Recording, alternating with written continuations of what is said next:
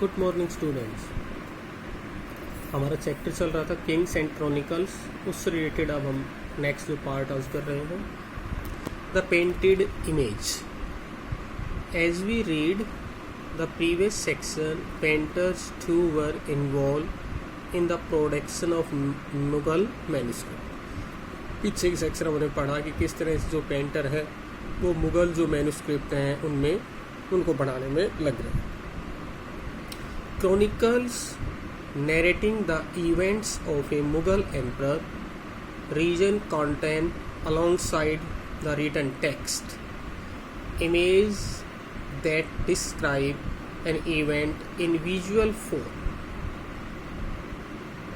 When scene or theme in a book were to be given visual expression, यानी कि जो भी चीज़ हमें दिखाई दे रही है वो सारे उसमें शामिल किए जाते हैं। The scribe left blank space on nearby page, और खाली जैसे कि कुछ जगह है वो पेज के पास में छोड़ देते थे। Painting executed separately by artists were inserted to accompany what was described in words. These paintings were miniature and could therefore be passed around for weaving and mounting on the page of manuscript. Paintings served not only to enhance the beauty of a book but were believed to possess special power of communicating idea about the kingdom and the power of king in way that the written medium could not. यानी कि इन paintings के अंदर special राजा की जो power होती थी वो दिखाई जाती थी। बहुत सी चीज़ें ऐसी हैं जो लिखी नहीं जाती थी, केवल पिक्चर में दिखा दी जाती। The historian Abul Fazl describe painting as a magical art. Abul Fazl ने जो ये पेंटिंग इनको क्या कहा है, जादुई कला का है। In his view it had the power to make inanimate object look as if they possess life. The production of paintings portraying the emperor, mainly जो ये उत्पादन जो इनका किया जाता था वो क्या होती थी, जो शासक होता था उसका पोर्ट्रेट रहती थी। His court and the people who were part of it, यानी कि राजा का, उससे जुड़े हुए लोगों का और जो उसके संसाधन थे उनका ही पार्ट होता था। And representative of the Muslim orthodoxy, जो मुस्लिम समाज के जो लोग थे, रिप्रेजेंटेटिव थे, जो उलेमा कहलाते थे। The latter did not fail to invoke the Islamic prohibition of the portrayal of women being in herein in the Quran as well as the hadith. उन्होंने कहा कि भाई मानव के या प्रकृति के कोई भी इस तरह के पेंटिंग चित्र बनाना कुरान में और हदीस में क्या है, मनाही है। Which describe an incident from the life of the prophet Muhammad. ये प्रोफेट मोहम्मद जो थे, पैगम्बर मोहम्मद, उनसे जुड़ा हुआ है ये चीज़ें उन्होंने कही थी। Here the prophet is seated as having forbidden the depiction of living beings in a naturalistic manner, as it would suggest that the artist was seeking to appropriate the power of creation। यानी कि mainly क्या है, प्रकृति या जो भी system उसको बनाने की सारी शक्ति किसके है, नेचर, यानी कि भगवान के पास में, आप उनका क्रिएशन नहीं कर सकते। This was a function that was believe to belong exclusively to God. ये सारा काम क्या है, भगवान से जुड़ा हुआ है।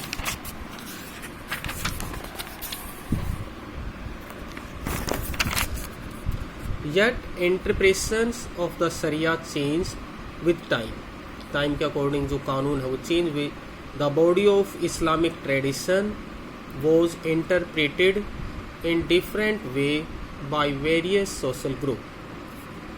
जो इस्लामिक जो लोग थे, अलग अलग जब लोग उनमें शामिल हुए, अलग अलग डिफर जो सामाजिक ग्रुप आए, उन्होंने अलग से अपनी बातें बताई. Frequently each group put forward an understanding of tradition that would best suit there political needs. उन्होंने ये देखा कि जो उनकी राजनीतिक जरूरत की जो चीजें हैं ना, उसके अकॉर्डिंग उन्होंने उसमें काम करना शुरू कर दिया.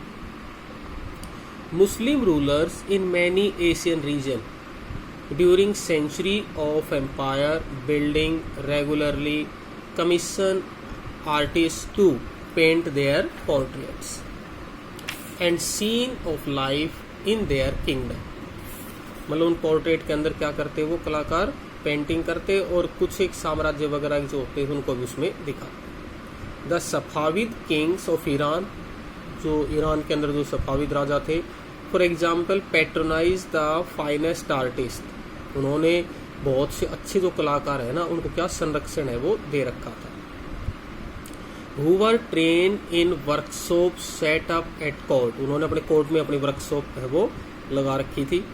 The name of painter such as the Behzad contributed to spreading the cultural fame of the Safavid court far and wide. उसने जो सफावी जो कोर्ट था उसको फैलाने में, उसकी बातों को उसमें दिखाया गया.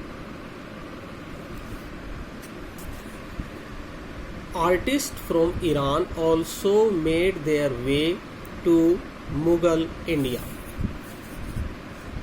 Some were brought to the Mughal court, as in the case of Mir Sayyid Ali and Abdus Samad. जो ये थे मुगल कोर्ट के मेन क्या थे, कैंडिडेट थे. who were made to accompany Emperor Humayun to Delhi. Others migrated in search of opportunity to with patronage and prestige. कुछ एक और भी थे जो वहाँ पर संरक्षण या अपने प्रेस्टीज के लिए आए थे. A conflict between the emperor and the spokesman of orthodox Muslim opinion on the question of visual representation of living beings was a source of tension at the Mughal court. Akbar's court historian Abul Fazl cited the emperor as saying, "There are many that hate painting, but such men I dislike."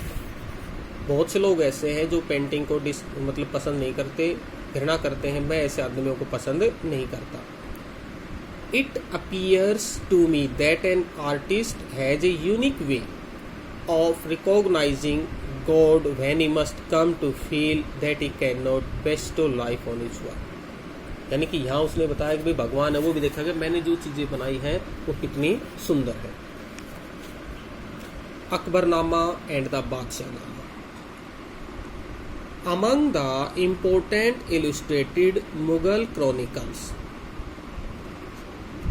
the Akbarnama and Badshahnama, main जो इतिवृत्तियाँ हैं मुगल काल की, अकबरनामा और Badshahnama, are the most well known. Each manuscript contain an average of 150 full or double page paintings of battles, siege, hunt, building construction, court scene etc. 150 से ज़्यादा मतलब painting double page के ऊपर बनी हुई है, जिसके अंदर लड़ाई के, घेराबंदी के, शिकार के, बिल्डिंग बनाने के, कोर्ट के सीन है उस पर दिखाए गए. The author of the Akbarnama Abul Fazl grew up in the Mughal capital of Agra. Akbarnama का जो राइटर था अबुल फजल, उसने मुगल राजधानी आगरा के आसपास की बातों को लिखा. He was widely read in Arabic, Persian, Greek philosophy and Sufism moreover. He was a forceful debater and independent thinker who consistently opposed the view of the conservative ulema. वो बहुत ही खुले विचारों का आदमी था और जो कंजर्वेटिव उलेमा थे ना, जो घिसे पिटे विचारों के जो थे, उनका उसने बड़ा अपोज किया अपने विचारों से.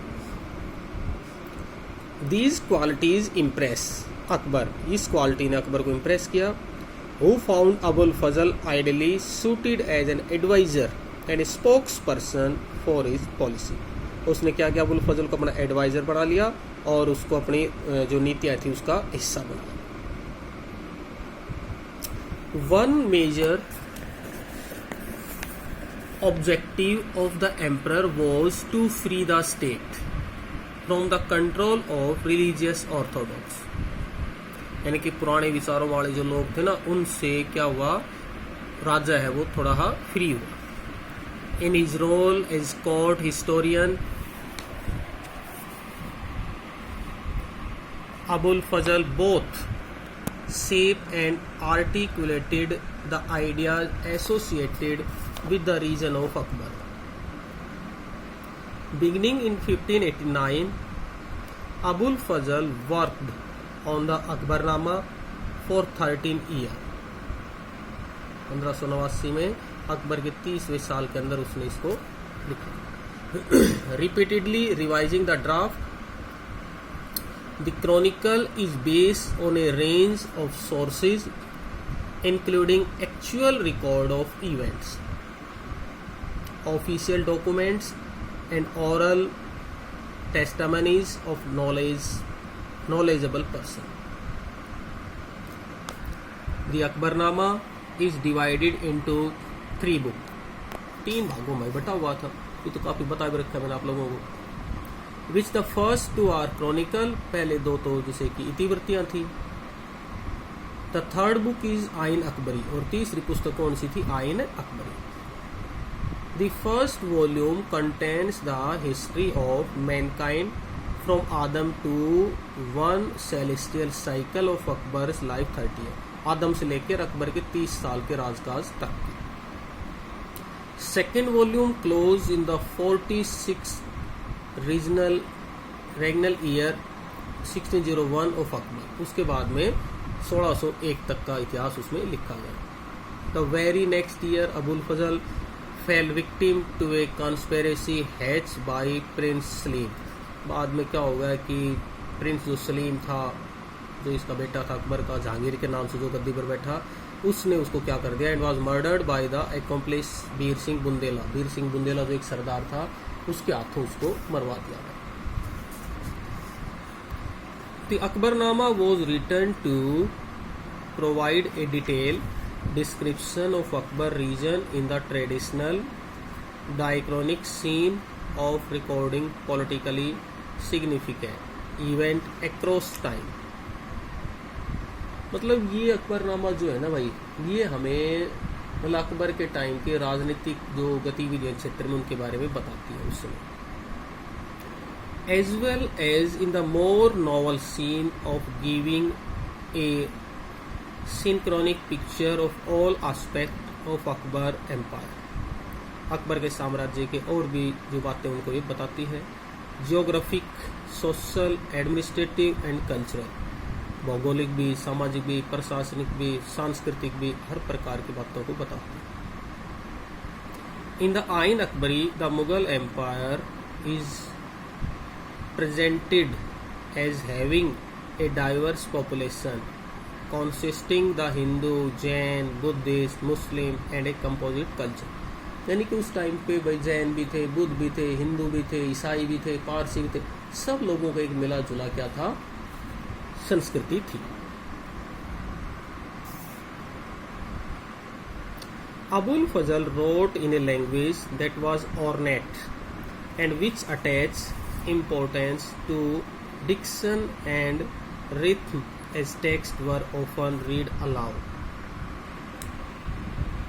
This Indo-Persian style was patronized at court। जो ये इंडो पर्शियन तरीका था ना, ये भाई कोर्ट ने उसको संरक्षण दिया। And there were a large number of writers who wanted to write like Abul Fazl। और भी बहुत से जो मतलब लेखक थे जो अबुल फजल की तरह लिखना चाह रहे थे, वो भी उसमें आए। A pupil of Abul Fazl Abdul Hamid Lahori is known as the author of Badshah. Abul फजल का जो शिष्य हमीद लाहौरी था, उसने बादशाहनामा लिखा। Emperor Shahjahan hearing of his talent, Shahjahan ने उसके टैलेंट के बारे में सुन रखा था। Commission him to write a history of his reign modern on the Akbarnama, उसने अकबरनामा के बेस जैसा ही क्या किया, उसने कहा कि भाई ऐसा एक इतिहास आप बादशाहनामा लिखो। Is this official history in 3 volume, 3 part में बटा दफ्तर जिनको बोलते हैं, of 10 lunar year each.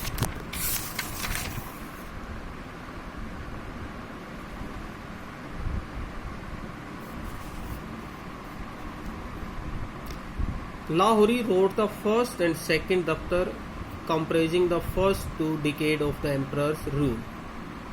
These volumes were later revised by Sadullah Khan, Shahjahan का जो वजीर था। जैसे पहले 2 तो उसने लिख दिए, लास्ट का जो पार्ट था वो शाहजहाँ के वजीर ने है वो लिखा। Infirmity of old age prevented Lahori from proceeding with the 3rd decade, which was then chronicled by the historian Waris.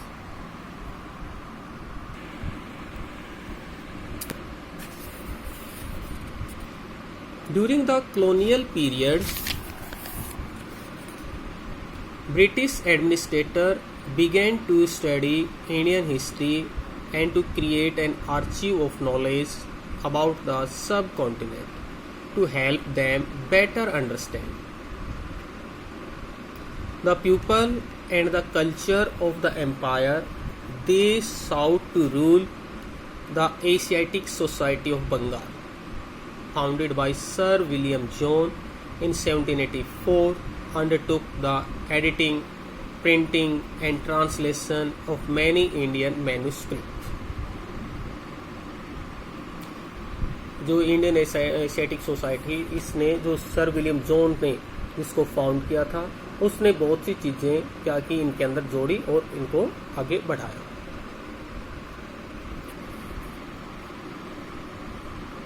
Edited version of the Akbarnama and Badshahnaama were first published by the Asiatic Society in the 19th century.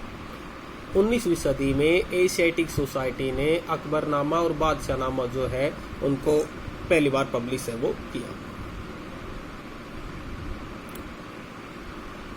In the early 20th century, the Akbarnama was translated into English by Henry Beveridge. Akbarnama जो है उसको English में translate Henry Beveridge ने किया। After year of hard labour, only except of the Badshahnama have been translated into English to date. The text in its entirely still await translation. The ideal kingdom, आज जो हमने दैवीय जो राजत्व का सिद्धांत। A divine light, Court chroniclers drew upon many sources to show that the power of the Mughal king came directly from God. जो हम मुगलों के राजाओं के जो अगर सोर्स पढ़ें तो उसमें हम देखेंगे कि उनको जो शक्ति मिली हुई है ना, पावर, सीधी भगवान से मिली है। One of the legends they narrated was that of the Mongol queen Alenquia, who was impregnated by a ray of sunshine while resting in her tent. वो सूर्य की जो किरणें हैं उससे क्या हो गई, वो प्रेग्नेंट हो गई जब वो अपने टेंट में सो रही थी। The offspring she bore carried this divine light and passed it on from generation to generation. और जो ये प्रकाश है ना, जो उसके प्रेग्नेंट होने के दौरान आया था, वो एक जनरेशन से दूसरे जनरेशन में पास होता हुआ जा रहा है। Abul Fazl placed Mughal kingship as the highest station in the hierarchy of objects receiving light emanating from God. Here he was inspired by a famous Iranian Sufi Shihabuddin Suharwardi. वो सबसे ज़्यादा इससे इम्प्रेस हुआ। Who first developed this idea? According to this idea, there was a hierarchy in which the divine light was transmitted to the king, who then became the source of spiritual guidance for his subjects. यानी कि ये प्रकाश सीधा भगवान से राजा के पास होता हुआ आता है ताकि वो लोगों को गाइडलाइन है वो कर सके। Painting that accompanied the narrative of the chronicles transmitted these ideas in a way that left a lasting impression on the mind of viewer. Mughal artists from the 17th century onwards began to portray emperor wearing the halo. जैसे वो पहनते थे ना sir पे, तो उनके hello यानी कि हेलो जो लाइट नहीं होती बहुत तेज जलती है, ऐसे मतलब अलग से जलता. Which they saw an European painting of Christ, जैसा कि यूरोपियन पेंटिंग जो है ना भगवान ईसा मसीह के है उनके पीछे जलता है. And the virgin Mary to symbolic the light of God, और जो मैरी है वो जो भगवान का प्रकाश उससे जो निकला था वो उन्होंने इसमें दिखाया